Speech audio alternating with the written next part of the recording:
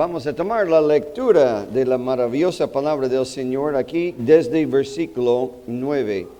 Andrés dice a Jesús, uno de sus discípulos Andrés, versículo 8, 6:8. Hermano de Simón Pedro le dijo, aquí está un muchacho que tiene 5 panes de cebada y 2 pececillos. Mas, ¿qué es esto para tantos?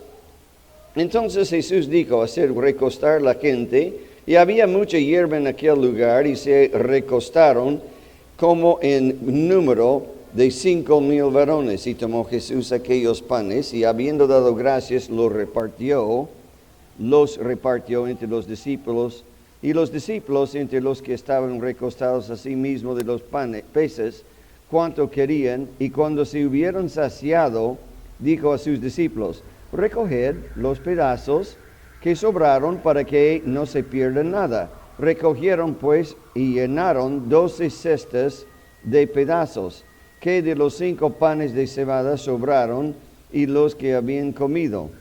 Aquellos hombres entonces, viendo la señal que Jesús había hecho, dijeron, este verdaderamente es el profeta que había de venir al mundo. Pero entendiendo Jesús, y este es el versículo clave que queremos abarcar esta noche, un solo versículo, pero ampliándolo, estudiándolo. Pero entendiendo Jesús que iban a venir a apoderarse de él y hacerle rey, volvió a retirarse al monte él solo. Eso es sorprendente, lo que Jesús hace en el versículo 15. Padre Celestial, guíanos en el estudio de tu palabra esta noche. Queremos entenderte, conocerte mejor, servirte mejor, glorificarte más. Nos cuesta, somos orgullosos, somos egoístas. Ayúdanos a vencer y crecer en ambos áreas de nuestra vida, en la humildad, en la confianza en ti y ser más y más servicial. Muchos de los que están aquí presentes, escuchando en este momento mi voz, Padre mío, yo te digo, han aprendido mucho. Y varios me sorprenden cómo se desprenden de sus bienes y cómo son tan serviciales. Y tú lo sabes, pero nadie aquí ha alcanzado. Todos necesitamos crecer y servirte mejor. Ayúdanos en el nombre de Jesús. Amén. Entonces lo que hemos estudiado es que Jesús alimentó a 5,000. Vamos a retroceder aquí. Y aquí Él alimentó a 5,000 varones. Y si añadimos mujeres y niños y jóvenes, 20,000 personas. Pero ellos aquí, tenemos aquí el reino o el rey. Y ellos optaron por ¿cuál? La gran multitud escogió el reino, no el rey. Ahora, ¿por qué no les dejó Jesús hacerle rey? El poder del Señor Jesús. Y los que estaban en ese día vieron lo que Jesús hizo. Vieron lo que Jesús hizo y al ver eso dijeron, ¡wow! Eso está bueno. Él debe ser rey. Y aquellos hombres entonces, viendo la señal que Jesús había hecho, dijeron, este verdaderamente es el profeta que había de venir al mundo. Ellos están hablando de una promesa en el Antiguo Testamento. Se encuentra en Deuteronomio 18, 15 a 18. Voy a enviar un profeta especial. Ese es. Pero él era más allá de el profeta, él era el Mesías. Y en versículo 15, pero entendiendo Jesús que iban a venir y apoderarse de él y hacerle rey, volvió a retirarse al monte él solo. Es decir, no les permitió hacerle rey. ¿Y por qué? Él vino a ser rey. Ese es el significado de Mesías. Mesías, el ungido, el Salvador, el rey. Pero cuando él vio que ellos querían venir y hacerle a la fuerza rey, se retractó. Y la pregunta es, ¿por qué hizo eso? Si le querían hacerle rey y de repente ya no quiere ser rey y se retira y sube a un monte a orar. Y como vamos a ver en otro domingo, él envió a sus 12 discípulos en la barca al otro lado. Busquen en sus Biblias, guarden aquí Juan 6. Creo que es Mateo 4. Lo leo rápidamente. Doy alguna referencia de esto. Vino Juan el Bautista en capítulo 3, versículo 1. En aquellos días vino Juan Bautista predicando en el desierto de Judea y diciendo, arrepentíos porque el reino de los cielos se ha acercado.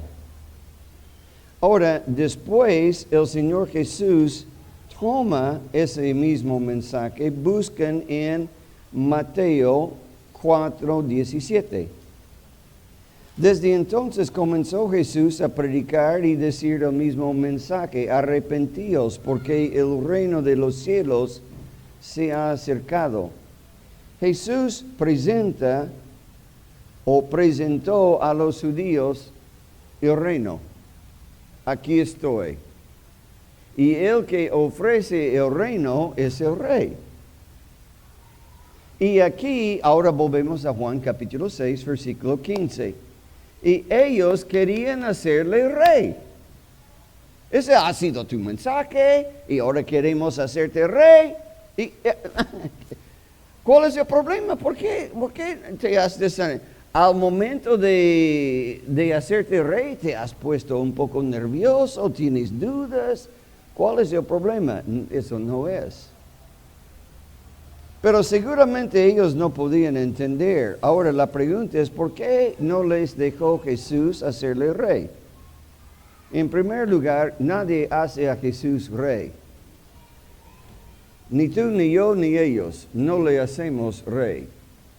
Podemos pronunciarle el gobernador de nuestra vida, el rey de nuestra vida, pero no le hacemos rey. Jesús es rey. Es.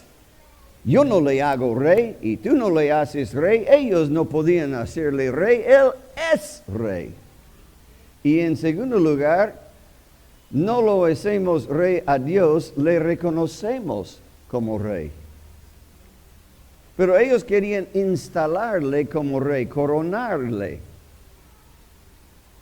Y es reconocerle como Él es. En segundo lugar, su concepto de la persona de Jesús estaba errada. Entendieron que Él era profeta prometido en Deuteronomio 18, pero no entendieron que Él era Dios, Dios hombre. Creían que podían apoderarse de Jesús. Mira versículo 15. Pero entendiendo Jesús que iban a venir a apoderarse de Él. ¿No te da risa? Ellos piensan que pueden apoderarse de Jesús, agarrarle a la fuerza y hacerle rey. ¿Tú vas a apoderarte de el Dios del universo? Él acaba de multiplicar pan. Y ahora nosotros a la fuerza vamos a apoderarnos de Él. Somos más fuertes que Él. ¿No han entendido algo de su poder? Siguiente es como si fueran más poderosos de Jesús y como si Jesús necesitaba su ayuda para ser rey. No necesitaba su ayuda y no necesita nuestra ayuda. Él es rey. Y cuando Él decide venir aquí y establecer su reino, lo va a hacer sí o sí sin nuestra ayuda. No necesita nuestra ayuda. Siguiente es, no tomaron en cuenta lo que Jesús quería. Y Jesús no quería lo que ellos querían. Siguiente es, en tercer lugar, su concepto de Mesías estaba errado. En esto y el siguiente punto voy a repetir un poco para el efecto. Su concepto del Mesías y el Mesías verdadero. Ellos querían un guerrero que librará del dominio de extranjeros para que hagan lo que querían. Pero el Mesías que salvará su pecado para que hagan lo que él quería. Su concepto o lo que ellos querían es un Mesías que es un militar que libra de la opresión de Roma, pero Jesús es el Salvador que provee reconciliación con Dios. Siguiente, ellos querían un político, pensaban en un político sobre su nación, pero Jesús es rey sobre su vida. Seguimos. Su concepto, un líder religioso que tiene un enfoque en lo material, lo terrenal, lo temporal, esta vida. Pero es el Señor con una misión espiritual, divino, eterno, celestial. Y Él salvará a su pueblo de su pecado. Un gobernador recto que provee beneficios sin exigencias, pero Él era el Señor que exige fe y sumisión a su persona. Él no vino para que tú le digas lo que Él tiene que hacer para ti. Él vino para que tú hagas lo que Él quiere. Siguiente Él era una gran desilusión. En su manera de pensar, Él era una desilusión. Pensaban que Él era y que Él iba a librarles de Roma, de esa opresión, y no lo hizo. ¿Y qué tipo de Mesías es este? Pero Él es la única solución. Pero es más, con esto creo que van a entender mejor. En cuarto lugar, su motivación estaba mal. ¿En qué manera? Su deseo y lo que Jesús quería, lo que ellos querían y lo que Jesús quería.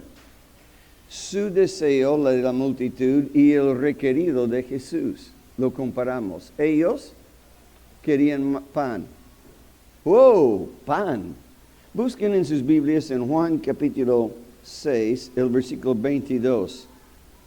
El día siguiente, la gente que estaba al otro lado del mar vio que no había habido ahí más que una sola barca y que Jesús no había entrado en ella con sus discípulos, sino estos se habían ido solos y comienzan a salir a buscar a Jesús.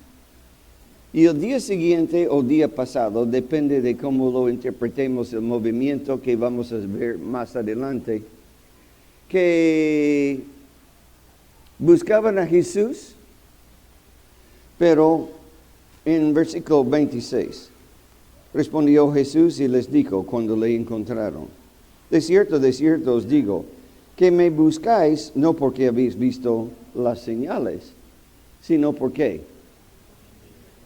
comisteis el pan y os saciasteis. Y seguramente uno dijo a su señora: vamos a ver a Jesús, y por si acaso lleva 5 panes para que Él multiplique de nuevo.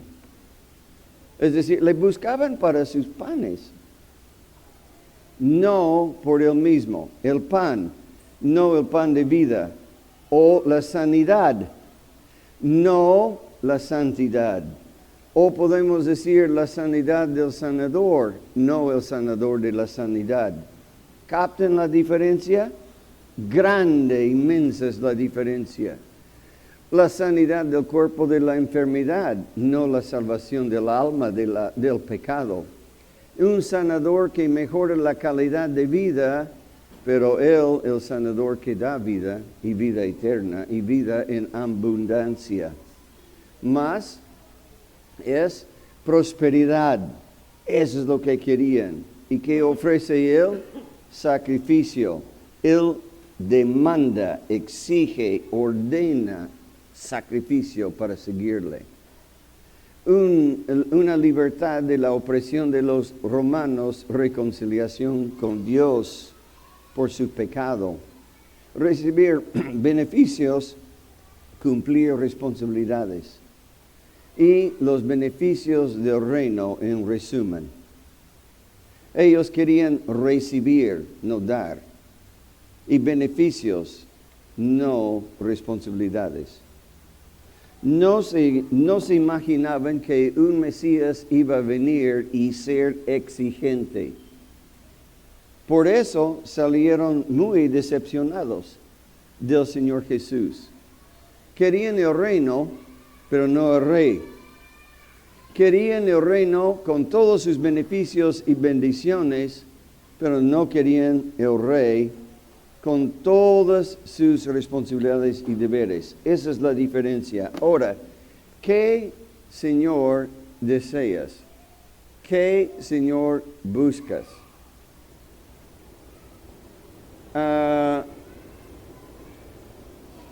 Vamos a notar aquí, creo que no tengo mucho tiempo, pero tomo 3 minutos quizá de ver la reacción de ellos. Él dice que en capítulo 6 de Juan, ellos dijeron antes, ¿qué debemos hacer? Versículo 28. Creerme, dijo Jesús, en versículo 29. Y ellos dijeron en versículo 30, ¿qué señal pues haces tú para que veamos y te creamos? ¿Qué obra haces? ¿Qué?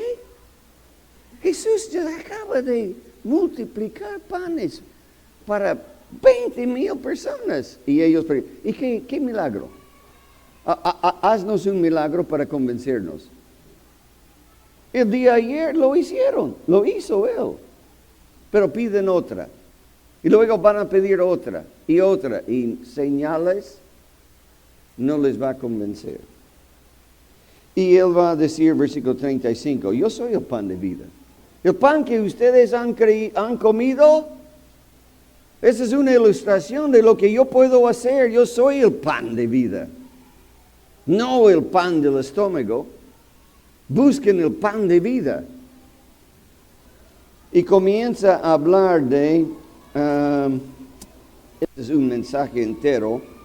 El versículo 48, yo soy el pan de vida, lo repite.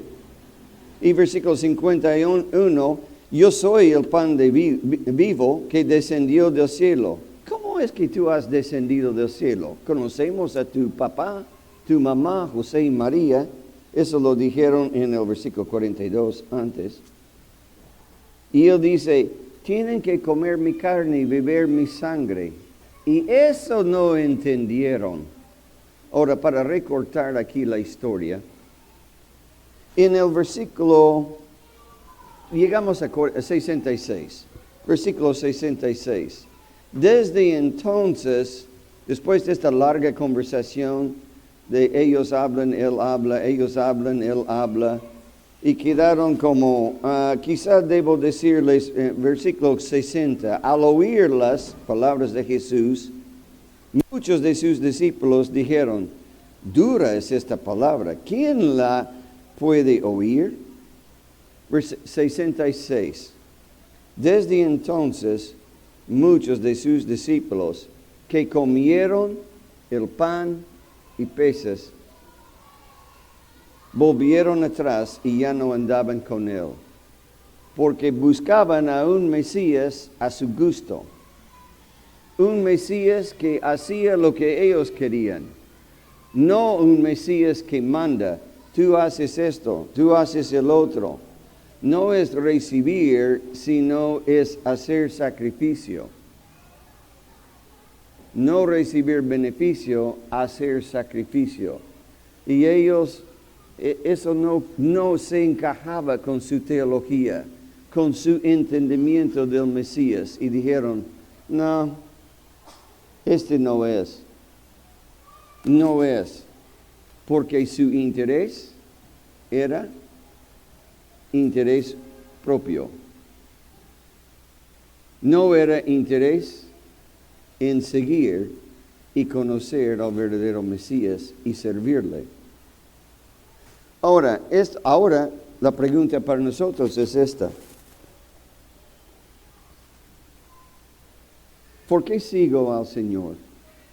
¿Por qué busco al Señor? es mi oración, es mi comunión con Él, es mi petición siempre, Señor, necesito trabajo. Señor, sana a mi hija. Señor, necesito esto. Señor, ayúdame con este conflicto. Señor, resuélvame esto. Ayuda que ellos acepten mi currículum y que me den un trabajo, que me acepten en ingresar, y que ayúdame a salir aprobado en el examen para ingresar a la universidad. Señor, ayúdame a poder reparar mi carro pronto, rápido y que no cueste mucho para que yo pueda seguir con esa herramienta de trabajo. Señor, y es yo quiero. Y la persona que dice, ya oré por...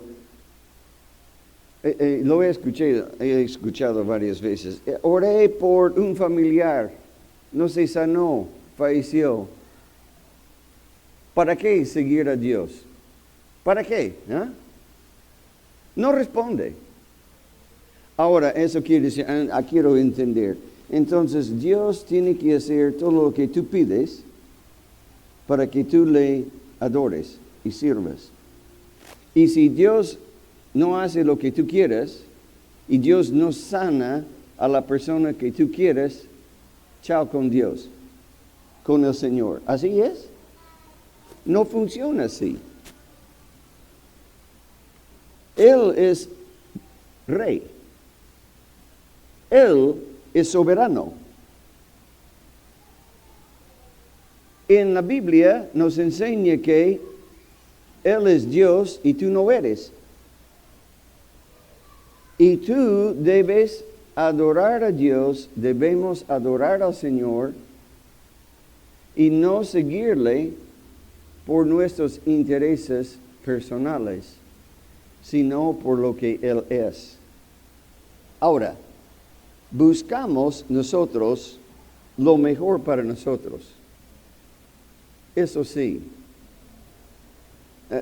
cada persona busca cómo salir adelante en la vida.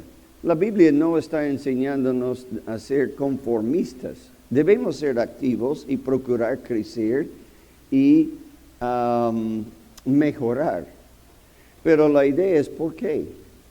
Esa es la pregunta. ¿Por qué quiero eso?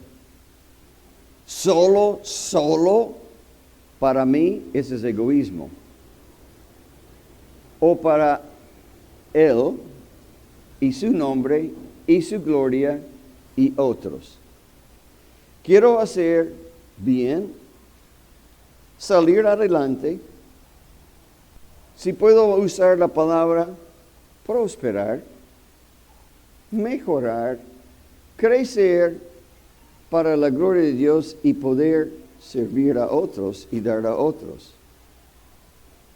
No es solo para sí.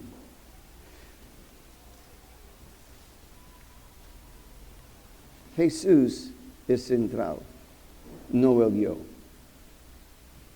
Eso es contra nuestra inclinación. Nuestra inclinación humana pecaminosa es egoísmo. El egoísmo destruye relaciones interpersonales, destruye matrimonio, destruye entre hijo y hija, en una iglesia, con vecinos, en el trabajo. Egoísmo y orgullo destruyen relaciones interpersonales. Aquí, más que todo, destruye la relación con el Señor. Y es eso donde tenemos que batallar. Y seguir al Señor no por panes, no por los beneficios del reino, sino por mis responsabilidades y agradecimiento a mi Rey.